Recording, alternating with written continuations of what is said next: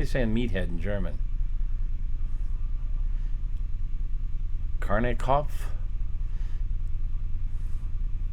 Well, it is officially 7:30, so I want to welcome you guys. We've got a nice crowd already started here. Thank you very much for coming out. This is Meathead here from AmazingRibs.com, and this is the usual, regularly scheduled last Thursday of the month at 8:30 p.m. Eastern.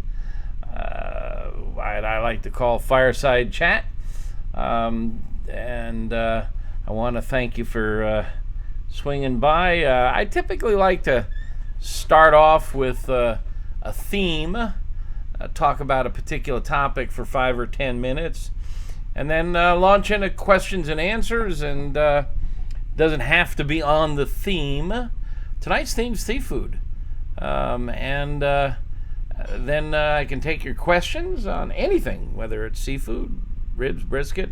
I see a few questions already up there about ribs, but let me do my monologue, if you will, on seafood, because it's a favorite topic of mine. I like to say that if I wasn't stuck in Chicago, if I was back where I was raised on the east coast of Florida, you would be calling me Fishhead, not Meathead. I adore seafood and love cooking it on the grill, but it's a pain. As many of you know, cooking seafood on the grill can be troublesome. The problem is most meats are about 70-75% water: beef, pork, poultry, but fish runs 85-90% water, and the proteins seem to have an affinity for metal, hot metal. So we'll start right there, and we'll talk a little bit about how to keep the fish from sticking to the grill, because God knows I have stuck an awful lot of it to the grill, and once it gets sticking to the grill, you can lose a lot of meat. Some of it will commit suicide and jump between the grates and into the coals or the flame. So the key here is, and this is a truism for all, oil the food, not the grates. If you take oil, cooking oil, and you put it on hot metal, almost instantly it starts to smoke, and that smoke is a kind of pungent smoke, and the chemistry of the oil changes almost instantly. Oil experts call it cracking, and it significantly alters the chemistry of the oil. But if you oil the food, which comes out of the fridge around 38 degrees, the oil is cold, and when you put it on the hot metal, it will heat quickly, but it's also in contact with cold meat, so it doesn't crack so quickly, and it does a better job of keeping the proteins from glomming onto the metal. There is a trick that I learned a few years ago in a local seafood restaurant that the chef taught me, and that is coat the fish with mayonnaise. Now, I know there's a lot of people out there from some weird reason hate mayonnaise, but it doesn't flavor the fish. Mayonnaise is mostly oil anyhow. It's oil and egg and some vinegar or lemon juice, and you whip it all up and you get this suspension, but it's mostly oil. So it does and if you get a good thick layer on there, it does a really good job of keeping the fish from sticking. Now you want to put your seasoning and your salt down first. So you get your fish, sprinkle your salt on it, get your seasoning. I like herbs. I'm particularly fond of tarragon on seafood. And flavor it up, and then coat all that with mayonnaise. And now here's another trick. If the fish is cold and the grill grates are very hot, it'll stick really bad. Now, if you oil it or mayonnaise it, that'll help prevent it. But a technique that I've used with some success, I'm still playing with it, is to warm the fish ever so slightly. Now, if you know anything about me, if you've read my book right there, Meathead, the science of great barbecue and grilling, or you've come to our website, AmazingRibs.com, you know I am a strong advocate of setting up the grill in 2 zones. And that means if you've got a gas grill, you turn on 1 burner or 2 on one side and leave the others off. If you've got a charcoal grill, you push all the coals over to one side and leave the other side void of charcoal. And on the indirect side, the side that doesn't have flame or coals, the food warms gently from convection airflow. On the side with the flame and the coals, you're getting infrared radiation, which is really strong radiation. It's like when you go stand out in the sun. A lot of people know that there's ultraviolet in the sun, but actually there's more infrared in sun's rays than there is ultraviolet. The other side, where there's no direct radiant heat, that's like being in the shade. So you go outside on a hot day and the sun's beating down on your neck, step into the shade and cool off. Well, start your fish in the shade on the indirect side of the grill, and as the outer layers start to warm, they lose their stickiness. And then you can move it over the flame and get your good grill sear and your char that way. And if you use mayonnaise, it almost all melts off. So don't worry about the mayonnaise flavoring or altering the meat. So those are my tips for keeping it from sticking. Of course, a thicker fish will not stick as much as a very thin fillet. And that's because you can leave it still for a while. If you go to flip it and it starts to stick, just back off. Leave it there. Don't force it. If you try to lift it up, it'll stick even more. So just leave it there, and you can use your spatula. In fact, I've taken a spatula and brought it down to my little workshop in the basement and put it with the grinder and sharpen that edge so it's almost knife sharp, and that way it slides under there easily. But if it's resisting, just leave it alone. Eventually, and this is not just fish, this holds for all meats, eventually the proteins will let go of the metal.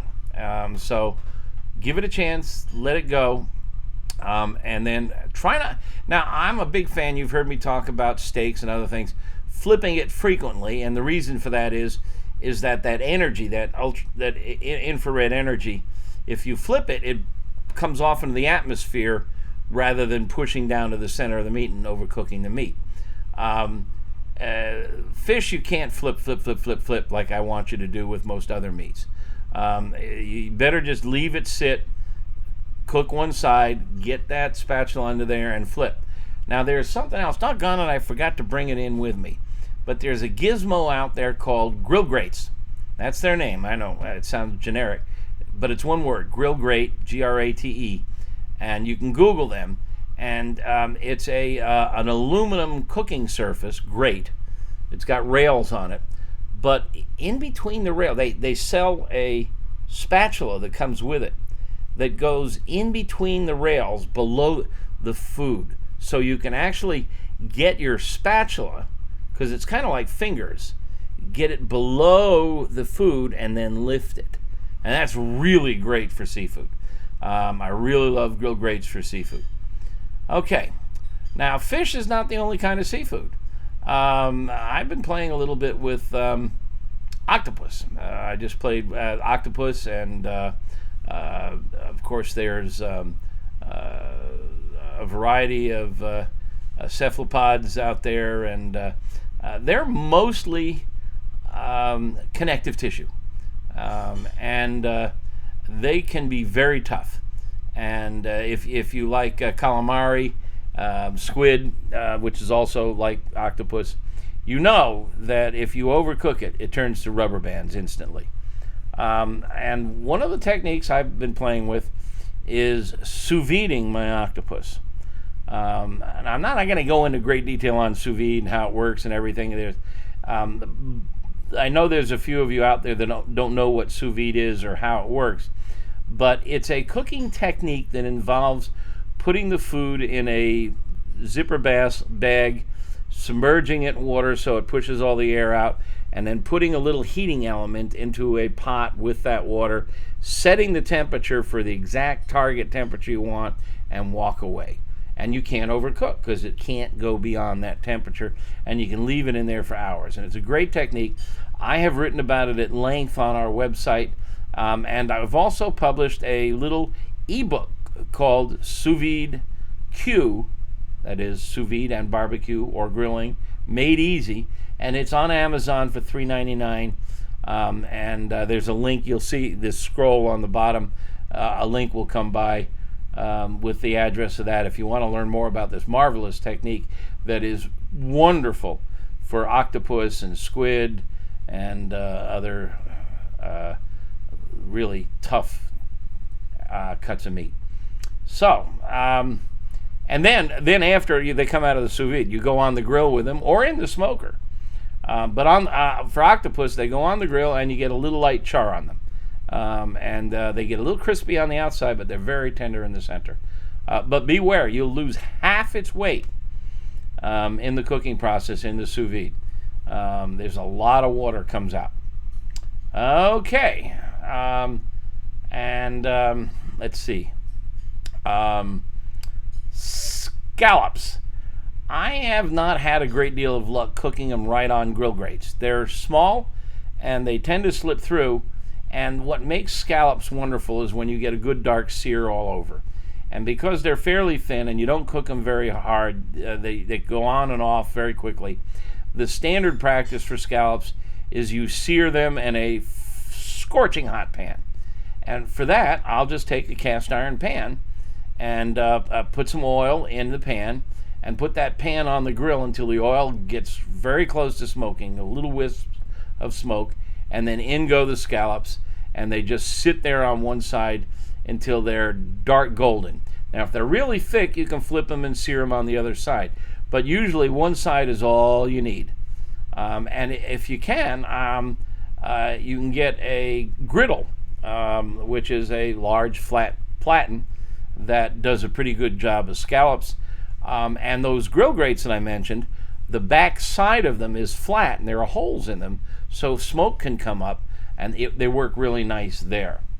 Mentioning grill grates, there's a technique that I like to call close proximity smoking, and this is wonderful.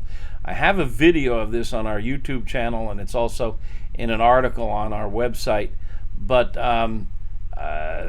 you take these grill grates. Now, think of they got like railroad tracks, and then there's these little valleys in between the railroad tracks, and there's a solid metal bottom with holes in them.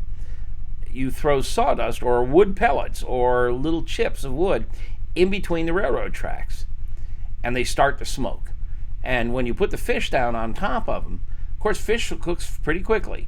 Your target temp is going to be, well, a lot of top chefs go for 125 to 130, and they say don't take it over 130. A lot of people think that's a little underdone. 130 to 135 would be a good number for you, but you don't want to overcook seafood, that's for sure. If you put a fillet or something on top of these grill grates with the little wood pellets or sawdust in between the rails, they will smoke instantly, and you will get this most gorgeous golden amber color on the food within 5 minutes. You flip it, and it is not a strong smell. It is a very mild, delicate smoke that is perfect for mild, delicate fish. So that's another great technique. Lobster. The technique I like best is you take this lobster, and most people agree that the best way to cook lobster is to start with a live lobster and kill it by plunging a knife right between the eyes. That's where the brain is, and that immediately cuts off the nervous system and kills it rapidly. Some people like to throw it in the freezer for a little bit, which kind of numbs the animal, but I like to stab it right between the eyes and then split it in half. So now you've got a meaty side and a shell side, and I'll butter up the meaty side, maybe with some garlicky butter, and then face down on the grill over hot infrared. You don't need to monkey around with indirect on this, just go straight on the heat, and get some color, some grill marks, a little touch of char on that lobster meat, and again, bring it in around 130, 135, and you're ready to go. Now, I used to love the tamale, which is the green stuff up in the head area, but the seafood experts are saying that pollution, the tamale is part of the digestive system, and pollution sticks in the digestive system, and the experts are saying don't eat tamale now until we clean up the waters a bit more. Even for Maine lobsters, where the water is pretty clean up in Maine, they're advising not to eat the tamale. If you want to take a chance, I suspect, a small amount of tamale is probably not going to kill you. But mix it with some butter and garlic and spread it on some garlic bread. Oh, boy. What have I not covered? Shrimp. Cook with the shells on if you can. Now, the problem with that is there is a digestive tract that runs all the way through the tail. And a lot of times you can't even see it, which means it's fairly clean. But sometimes it's got some grit in it, and sometimes it's black, and a lot of people want to get rid of it. And that's why they peel the shell off, so that they can slice it with a knife, and then once you do that, it's easy to pull it out.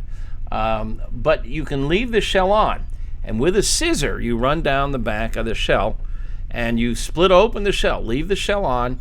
It'll cling to the legs. It'll cling to the tail. Don't cut it all the way through the tail.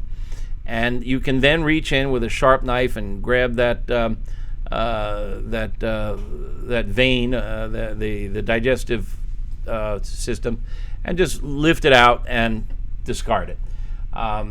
Then you want to season it. Now, there's an awful lot of flavor in that shell. So you want to leave it on if you can, but you can season it. You can put, again, garlic butter. You can go with a hot sauce. Some people work with a tequila sauce, but be careful with alcohol. Alcohol affects the proteins in meats, and if you go crazy with alcohol, you could end up with tough, flavorless meat. It's a very strong solvent, and it can pull flavors out. So fiddle with whatever flavors you want. There's a bunch of shrimp recipes on the internet that have all kinds of fun things. You can use pesto. You can use all kinds of fun things to flavor it. And you just toss them on the grill and wait for them to turn pink. Wait for the meat to go from translucent to opaque. Again, if you're using a digital thermometer, shoot for around 125, 130, 135 at the most, and pull them off. What else is out there that I'm not... What am I not... Well, we'll just ask what kind of questions you've got. So, I see Brad. Oh, thank you, Brad. Yes, I am losing a little bit of weight. Hey, I never got your book. What's in the glass tonight? I am drinking Oregon Pinot Noir from Erath Vineyards. That's Brad Ledwith, who is quite a cook himself. I know Brad. Okay, let's see. We'll start at the top and see what kind of questions we've got. What's your best barbecue for your barbecue rib recipe? Doesn't matter. Yeah, it's nice if you have a dedicated smoker. I've got a bunch of smokers out there. Well, actually, now that you mention it, I have a Carubicue. The Carubicue is a log burner that is extraordinary. It is very cleverly designed. You burn the logs on top, and there's a fan that sucks the smoke down through the embers, which burns off the impurities and the funky flavors, and then injects that smoke into the cooking chamber. And the cooking chamber is like a small dorm fridge. It's a box. There's several shelves. You can get a whole bunch of ribs in there and other meats in there. But it's an extremely clean, flavorful smoke.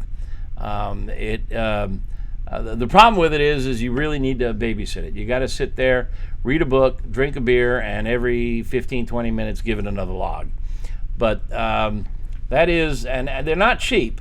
I have a detailed review of them on AmazingRibs.com. K-A-R-U-B-E-Q-U-E, Karubicue. It's my favorite smoker, period. In general, I think log burners, if you can manage the fire, if you can manage the smoke, and that requires craftsmanship, they produce the best flavors. But I've got a Mac 2-star pellet grill that I absolutely adore. I've got a Weber Smoky Mountain. I've got a Weber kettle with a slow and sear insert, which does a fine job of smoking for just a couple of slabs. I've even smoked really good ribs on my gas grill. Once you know how to do it, and if you're not sure, I've got articles on AmazingRibs.com and in my book that explain the techniques. Okay, so let's keep moving here. Whoa, Tim Morgan from New Zealand. Hi, Tim. I think you win the distance prize. Peter von Zicklin Gaines says he's not sure why comments aren't working here, but I'm seeing your comments. Eric Miller smoking brisket right now. Okay, let's see. Coming through on all my loud and clear. Jim Cheshire's doing ribeye and cab tonight. Okay, I'm with you. That's a great combo. Eric Miller, learn most from you. Nick Piston likes the mayonnaise concept. It's also great for grilled cheese. Yeah, there's a lot of arm wrestling going back and forth on grilled cheese, whether butter or mayonnaise is better. I've tried both, and I haven't done them side by side, but both work pretty darn well. Butter is a little hard to spread on cold bread, but mayonnaise is easy, so I kind of lean that way. But yeah, I mean, it's just a fat. Jim Cheshire is a fan of sous vide queuing brisket. Yeah, I mean, brisket can be tough, and often the stores carry low-grade brisket, low-grade choice or low-grade select. And sous vide, the thing that sous vide does beautifully is it tenderizes. Now, it does, a lot of people say it preserves moisture, but I disagree. There's a lot of water in that bag when you're done. But, boy, it does make meat tender. And you can do a brisket, you put it in there, and you can walk away for 48 hours and just let it sit. Jim, come back at me and tell me what temp you like to do your briskets at, because I know I've heard people do everything from 155 to 185. Melanie, thank you. Brilliant, Melanie. A salt block is great for scallops, but it takes a lot of patience to get one hot enough to sear. Yes, there are these salt blocks you can buy. They're 2 to 3 inches thick. They're called Himalayan Sea Salt or Himalayan salt blocks. They're pink, and they come from Pakistan. And you get one about 8 to 10 inches by 8 to 10 inches, 2 or 3 inches thick. And you can heat it up in the oven or on the grill with the lid down. And as she says, as Melanie Waite says, it takes a while to heat up. I mean, this is a pretty solid mass. It's a rock. Salt is a rock. So you're heating this big, thick rock. But once you get it hot, it holds the heat. And what's weird is you would think cooking on salt is going to oversalt the meat, but it doesn't. I've done a bunch of stuff on it, and for some reason it gives the meat just the right amount of salt. I don't know how that regulates itself. I don't know the science there. You would think it would be too salty, but I've never had anything cooked on a salt block that's too salty. Yeah, salt block for scallops. What a great idea. Yeah, Jim Cheshire says, beware of shrimp that isn't fresh. That's a truism. I didn't get into that, but I should. For all seafood, and for that matter, all food, period, the raw ingredient is so important. If you start with a bad quality product, you're not going to get a good meal. You can make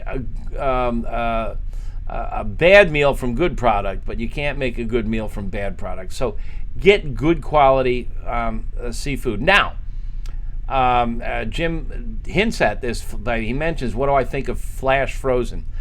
About a year ago, I joined Sitka Salmon Shares, which is it's a small fleet of independent fishermen. These are not huge boats with long drag lines and nets and stuff. They line catch. They're out of Sitka, Alaska, and they've pitched in and bought a warehouse and a processing plant that freezes the fish really fast. Here's the science. If you take a piece of fresh caught fish, say you went out to the lake and you caught yourself a nice trout, and you bring it home, you fillet it, and you toss it in your freezer. It's laying on top of a piece of frozen fish, which is around 30 degrees or something like that, or frozen steak or whatever. And then there's cold air circulating around it. No matter what temperature you've got, it's cold. But as the water freezes, it freezes slowly, and it forms large ice crystals which puncture the muscle fibers. And as a result, when you take it out and defrost it, there's this big puddle of what they call purge, or liquid water. It's mostly, but it comes out, and you've lost a lot of moisture. This flash freezing technique is really cold, and a lot of fishing boats actually have flash freezing right on board the ship. But Sitka Salmon Shares brings it into that warehouse and fillets it like within hours of being caught, flash freezes it, then they shrink wrap it, and they ship it to me all the way in Chicago. And I open those bags, and there's maybe 1 teaspoon of purge in there. It's just amazing, and they smell beautiful. There's, the sign is good fresh seafood should smell like the ocean. If it starts to smell fishy, then you're getting a little fishy. So this stuff, I sound like I'm doing a promo for these guys. I get a shipment from them every month or so, about 5 pounds. And you can kind of customize your order, and the food is just delicious. My wife and I are just thrilled. I'm here in Chicago, which is terrible for seafood because seafood deteriorates rapidly. So if you get fish caught on the coast and you don't flash freeze it and you ship it to Chicago, by the time it gets to me, it's 2 days old at the least. Usually it's 3 or 4 days old. And it's starting to deteriorate. This stuff that we get flash frozen from Sitka Salmon Shares is just gorgeous. My wife and I are thrilled. They've even sent me a few bags of, when you sign up, you just take what they ship you. I have crab allergies, so they don't ship me out crab. But they do ship crab, they ship cod, they ship sable, a couple other fish. And they sent us some ground salmon. And we've made some, and they had a recipe for salmon burgers, and it's better than my recipe for salmon burgers. So that's my ad for Sitka Salmon Shares. Independent, small fishermen out of Alaska. Take a look at them. Consider supporting what they're doing. They're doing the right thing by the earth and by the consumers. Brad said he sent my cookbook to, all right, I never got one. Brad works for LPL, an investment advisory, and I use them. I have a financial advisor from LPL. And he sent one to my advisor. That's good. I hope he got it, but I never got it. And I think I did a little to help you with it. So, Jim Cheshire writes technical books, not as much fun as cookbooks. Yeah, well, Jim, cooking is science. I mean, it's a physics and chemistry experiment every time you step into the kitchen or out to the grill. You're applying energy, which is a physics issue, and you're changing the chemistry. So start writing about food. Wow, we got welcome to Twitch from Jimmy from the Memphis Bargain. Jimmy, He's listening in on Twitch. I've been broadcasting on Twitch with not too many listeners, but Jimmy owns the Memphis Barbecue Supply in Memphis, and they sell grills and rubs and smokers and sauces. And Jimmy dropped me a note at Meathead at AmazingRibs.com, and I'll send you some samples of this. Wow, that's right, folks. We are launching a line of rubs, 3 of them. They'll be out next month, sometime July, we hope. There's a red meat, a poultry, and a pork, which is in the kitchen right now. And, that's pork. Excuse me, the red meat is in the kitchen. But we've really worked hard on them, and they're really good. And they contain a lot of smoked ingredients in case you're stuck indoors in the winter. You get a little smokiness in them. I developed, they're based on the recipes that we have on the website, but they're not exactly the same. And as I say, we've smoked a lot of things. I'm very proud of them. I think that of the people who we've sent them to who've tasted them, they're raving about them. And I'll tell you this, I have been salt on my steak and that's all and get the heck away from it kind of guy all my life. And that's 72 years now. I've been putting our red meat rub on steaks lately, and it is dynamite. It is just fantastic. Be watching out for that. They will be available through our website. I'm not going to sell them. I don't want to be in the retail business. I'll send you to guys like Jimmy and others who will sell them to you. Shane Neighbors says, congratulations on the Hall of Fame. Thank you. I don't know if you heard, but I got elected to the Barbecue Hall of Fame last month.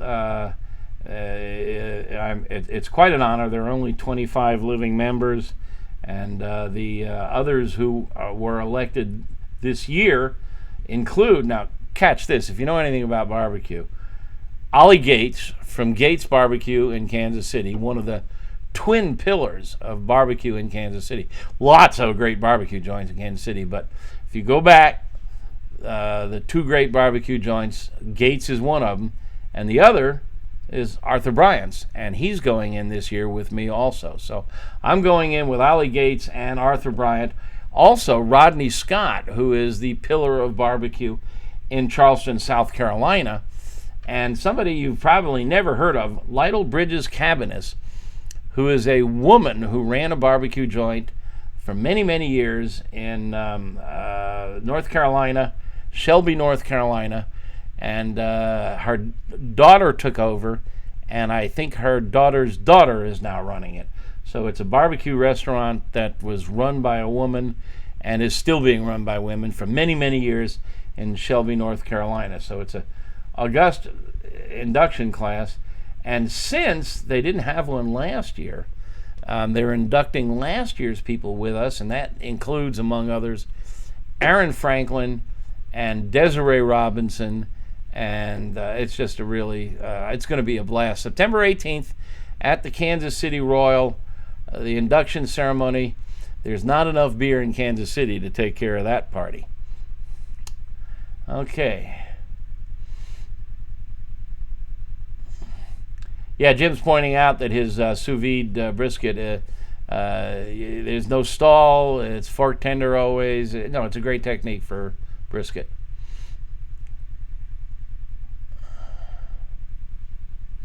Okay, Stephen T. says, I always seem to have difficulty getting good bark on my brisket even when I don't wrap it. I cook at 275 and have minimal bark. What's the problem? Well, there could be a number of things to talk about. One, you should probably remove most of that fat layer. Fat is very soft, and it doesn't form as good a bark.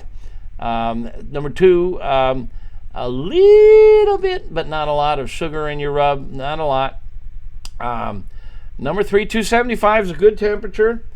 Make sure you cook it long enough. I usually shoot for 203. Do not spritz, mop, baste, or humidify, because that will soften the bark. What else? Wrapping them is a technique that a lot of people use. You wrap them in foil or butcher paper. It tends to make the meat more tender and speeds the cooking. It's called the Texas Crutch, and I'm not going to go into great details right now. I have a whole article on the Texas Crutch and the science behind it. But that will ruin bark, but it makes really good meat. So it's always a tough trade-off to decide whether to wrap or not. What else? Make sure your wood is dry enough. If you're using green wood or wet wood, that might put a little too much humidity in the atmosphere. Not sure, if you want to drop a note to us, go to AmazingRibs.com, and on the brisket page, ask your question in the comments section, and not only I, but my team will pipe up and share, because there's some really good experts on our team. Scott, the whiskey guy from Clubhouse Chats. Hello, Scott. We've been doing chats on Clubhouse for the past couple of months, and I'm sorry to say I don't know if you were there yesterday, but we're taking the summer off, Scott. Both my sidekick, Elizabeth Carmel, and I have got a bunch of projects and deadlines, and we want to do a lot of cooking, and middle of the day on Wednesday, it was just kind of rough on us, so we've shut down the Clubhouse chats for now. So you want to chat. But Elizabeth is supposed to join me. She was going to try to join me tonight, but she had a previous engagement. But I've asked her to join me for these fireside chats end of the month. So hopefully we'll get the band back together here. Let's see. Where on the east coast of Florida are you from, asks Heath. Went to Merritt Island High School. Surfed my way along the east coast when Ranjan was one little tiny shack on the end of the Cocoa Beach Pier, and nobody ever heard of them. What about salmon from Lake Michigan? It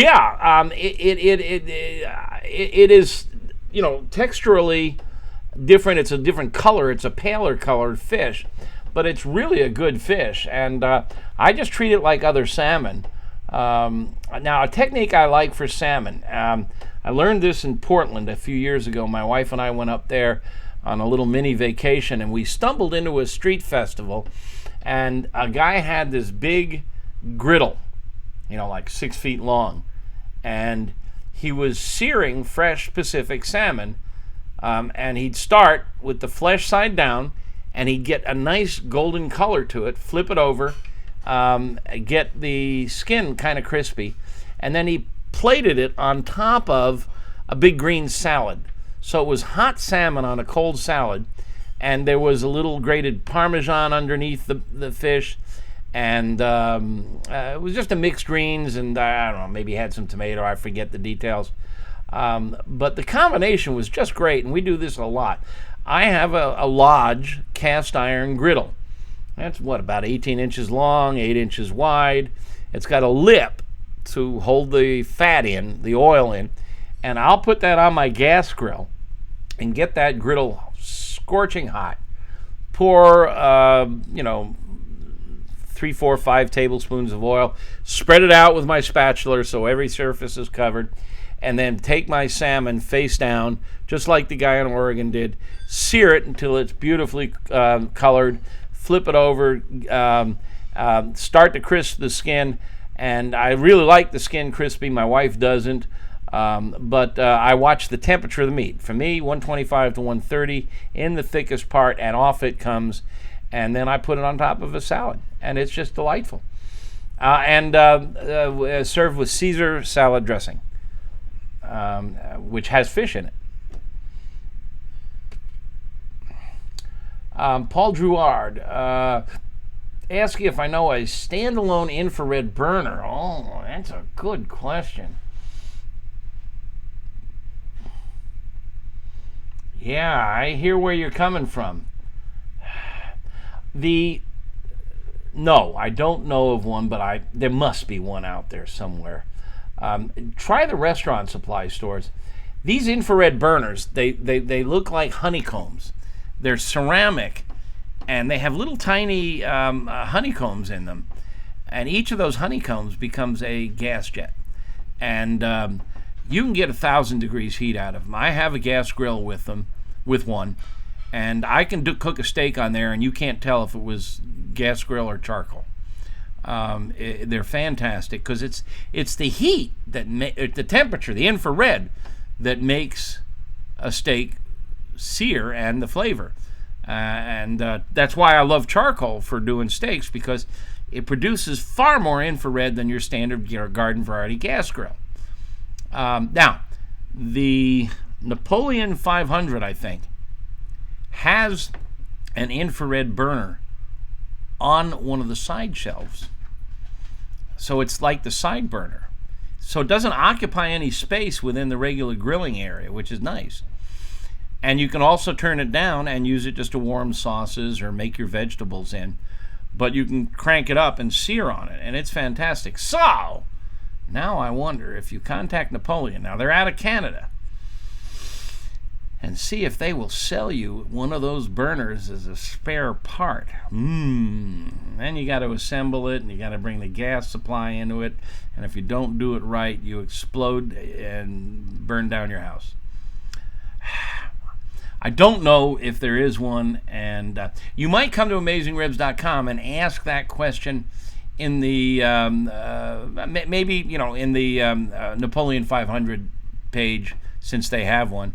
And Max Good, our full-time grill tester, he knows these things better than I do. He may know where there is one, but I have not seen one. If you can find one, that would be cool, because wait a minute. Otto, there's a steak cooker on the market by Otto. God, I'm drawing a blank. I forgot his last name. We have a review of him. Just go to our website and click on ratings and reviews and search on Otto. I could do it now, but I want to distract myself. OTTO. It's a German company, and they make a box. It's a little bigger than a bread box, and it's 2 infrared burners above, the way a lot of steakhouses do it. And they are awesome, really hot. And you can do a pizza in there.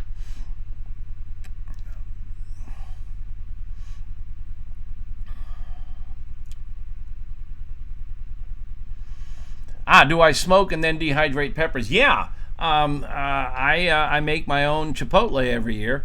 My wife grows, she's a master gardener, and she grows jalapenos and a few other varieties. And I always run off with a few when she's not looking. I split them in half so that the inside, the meat, which is where it's very moist, is exposed.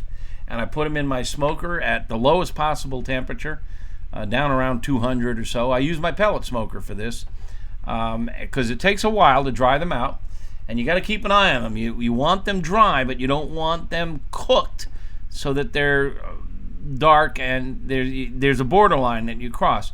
But they get soft, and then they get dry, and then you can grind them up in a coffee grinder or crunch them up in a metal mortar and pestle, and they make and then I run them through a strainer, and the big flakes I separate, and the little powder I separate, so I have powder when I want it and big flakes when I want it. So yeah, they're easy to do, and they're wonderful. They're really easy to do, and they're really good to taste. James Farley is coming to meet us in Memphis. We have an event we're sponsoring called Meet Up in Memphis.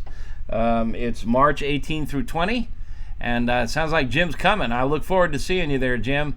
We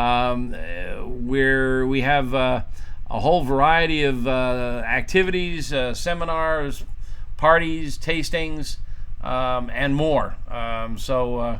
If you are interested in learning about it, go to AmazingRibs.com/Memphis, and all the details are there. I see Chris Cannon. I recognize your face. Welcome back.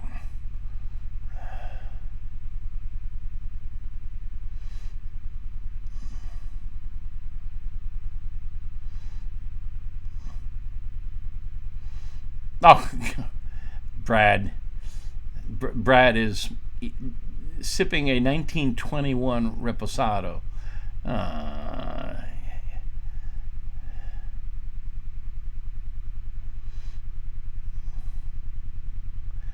Just wants to know if I still surf.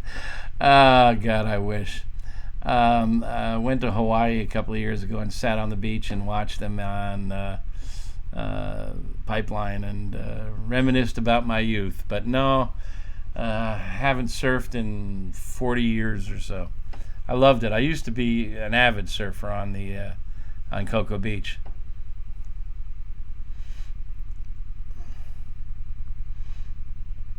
Brad says the Lodge cast iron griddle is only $10. My God.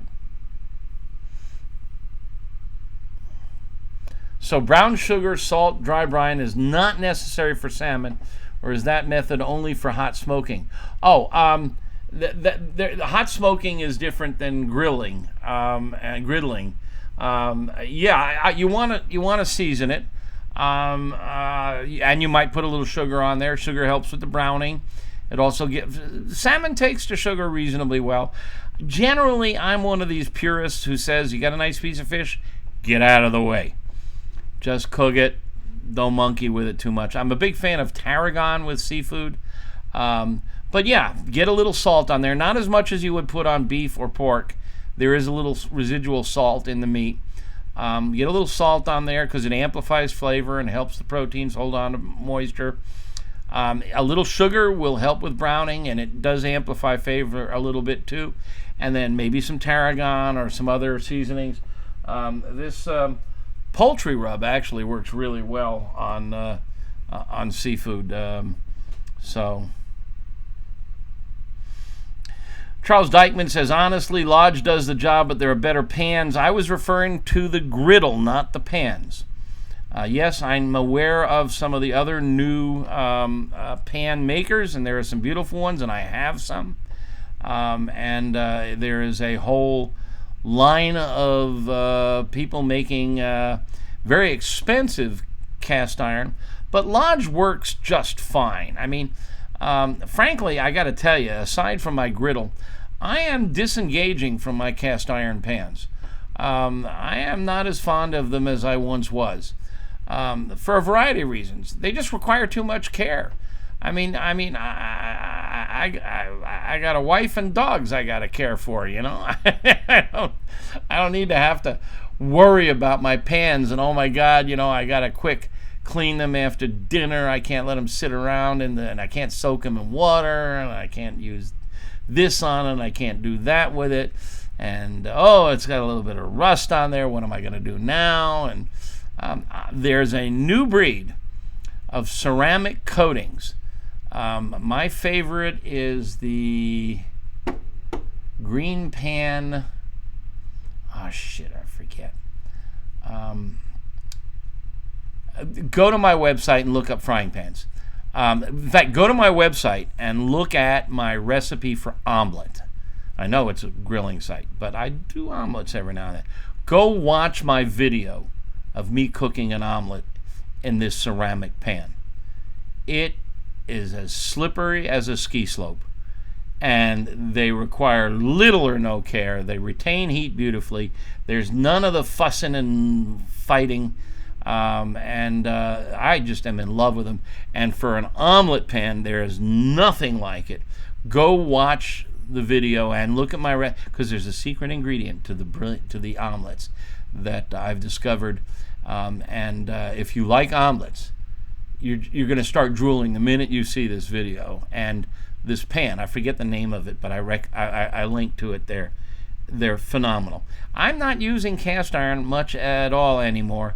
I do use a cast iron Dutch oven for when I'm deep frying, which I do on the grill. I do use a cast iron griddle, and it's from Lodge. And my secret request on the griddle is it has a lip but no valley. I don't want those moats where all the oil runs off and into the moat. I want it flat with a lip, and the Lodge griddle has that. So don't be a snob on me, Mr. Dykeman on Lodge. It's the right griddle for the job. Okay.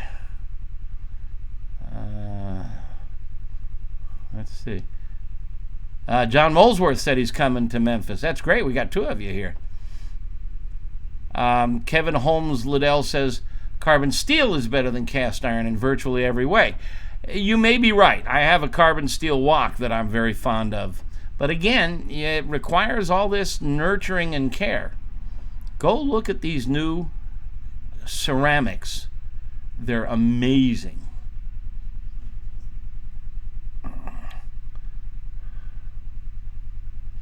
Yeah, Howard Archie Martin says beef tongue and venison sirloin are great meats for pastrami. I still get lucky when I use your pastrami. When you say get lucky, am I interpreting that correctly?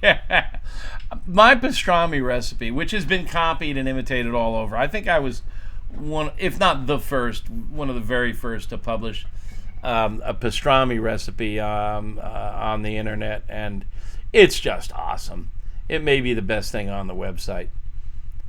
Although, if you haven't tried my burger glop, which is my burger secret sauce, that may be the best recipe on the website. Who knows? Isn't cast iron considered the healthiest to cook on? And you can throw it in the oven or the grill. I just don't trust alloys. I don't think you'll find the word healthy anywhere on my website. I'm not going to get into this in great detail. I don't think anybody knows for sure what is healthy and what is not. I think we have some ideas about some things, but, unless you cook in a cast iron, and there are people who say it's not healthy because it's got iron, and the iron gets into the food, and you can have to, no. Your frying pan, the only thing to be concerned about pans is Teflon coatings. Teflon coatings, if they get too hot, can off-gas, and that can be a problem. They can also chip and get into your food. I don't believe cast iron or any other metal is more or less healthy. Remember, this is the only thing I'm going to talk about health. If you live to 80 years old, if you eat 3 meals a day, 365 days a year, do the math, you're going to eat more than 80,000 meals in your lifetime. How many of them are you going to cook in cast iron? And how many days do you think that will extend your lifespan? Come on. Gee willikers. Stop worrying about your, is this healthier than that healthier? You don't want to eat hot dogs every day. You don't want to eat bacon every morning for breakfast. But you can have bacon, you can have hot dogs, you can have those things, and chances are you're not going to die. Pastrami, have pastrami. And the ceramic is not an alloy. Ceramic is a stone. So you're cooking on rock. It's actually like a glass. So these ceramic pans are not an alloy. And people are still running around saying aluminum pans are dangerous. The Alzheimer's Association has been very forthright in disavowing that ugly rumor that began years ago. There is no connection between aluminum and Alzheimer's. At least as we know today. I remember, I'm old enough when we were told eat margarine, not butter, because it's healthier, and that's changed. And what's healthy? Oh, yes, Jim Chester's got it. Eggs are bad for you. No, wait. Yeah, eggs are another one. They're off and on again. One day they're bad for you, another day they're good for you. I just read an article the other day that people who drink coffee have less chance of Alzheimer's, but coffee's supposed to be bad. Just, I'll tell you what'll kill you fast: worrying too much about your food. No, Kevin Holmes Liddell, cast iron does not add any significant amount of iron to your diet. I'm sorry, I've researched it, I've talked to the scientists. There is an infinitesimal amount of iron extracted, and it has to do with how long you cook it. You're going to do a steak, it's in and out of there in a couple of minutes. There's not any amount of iron that you can measure going from the pan to the food. Stop it. Stop it, Kevin. I know I've seen you around here a lot of times and you're a faithful follower, but don't worry about this stuff. Okay. There's just an awful lot of rumors out there. Ben Colino says, "Are you sure? I read a study about it on Facebook." Yeah.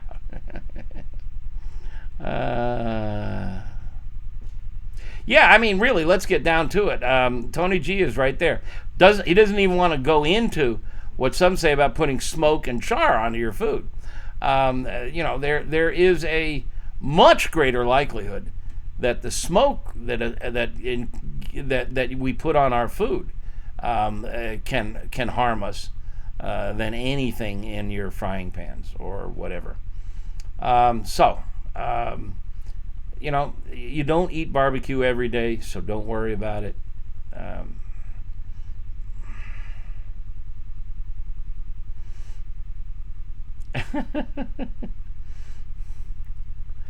Yeah.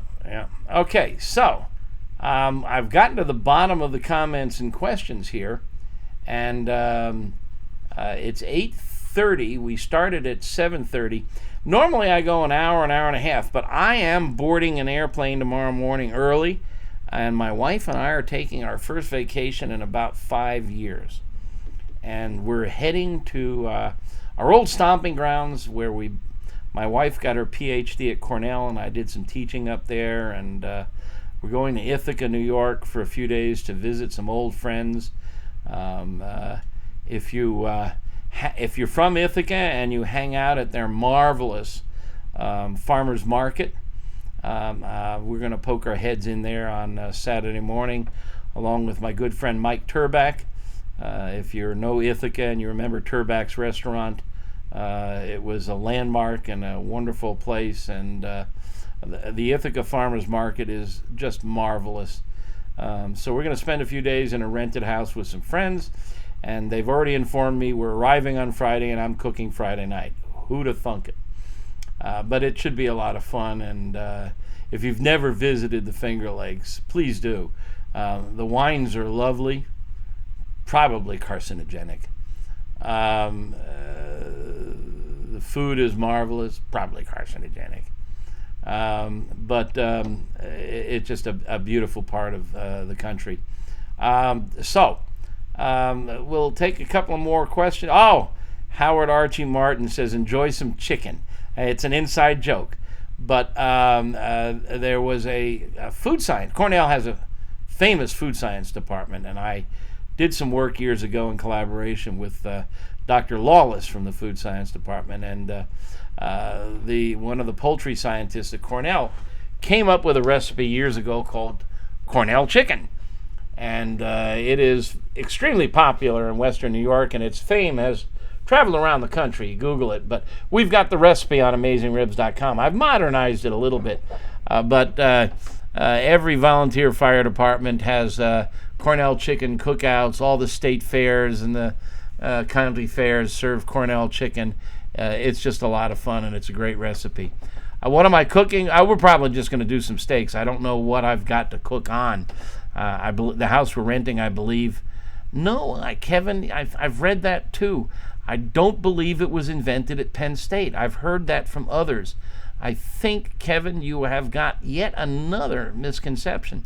I've been told that before, and I dug into it, and I'm 90% sure Cornell Chicken came from Cornell, not Penn State. But I'll ask around. But the recipes are there on Cornell's website, and the history of it is there, and I researched it pretty thoroughly. I don't know why Penn State is trying to steal it, but it's called Cornell Chicken for a reason. So, in any case, and Kevin, if you can find the source that says, if you can find a definitive source that says it's from Penn State, I will rewrite my article and revise it and eat my words along with some Cornell or Penn State chicken. And you can send me a link to whatever source you have. And I'm not talking about some guy on Facebook. But if you've got a link to some definitive evidence that it was invented at Penn State, send me a link at meathead@amazingribs.com, and I will be happy to revise it. Well, I'm going to. There, he's making his case. I want evidence, Kevin. I want evidence. I want proof. I want links, not just what you say you think you know. Because you're the guy who's talking about iron from frying pans. So I need a link to a research. So I'm going to say thank you very much. I normally hang around a little longer, but I got to finish packing and I got to finish organizing my desk and I'm going to try not to do a lot of work while I'm gone, so I got to get the work done tonight. So thank you very kindly for your attention. I hope I've answered a few questions and shared a few tips. And this conversation will be archived on Facebook and on YouTube and Twitch. And if you've got any further questions, come on down to AmazingRibs.com and ask there. I check those regularly, and my team is really talented. I don't always read everything on Facebook and Twitter because I've got a pretty busy schedule. And check out the meetup in Memphis. It's going to be a great event, and if you can join us, we'd love to have you. Thank you very much, and good night, everybody, and have a happy 4th of July. Have a 5th on the 4th, as they say.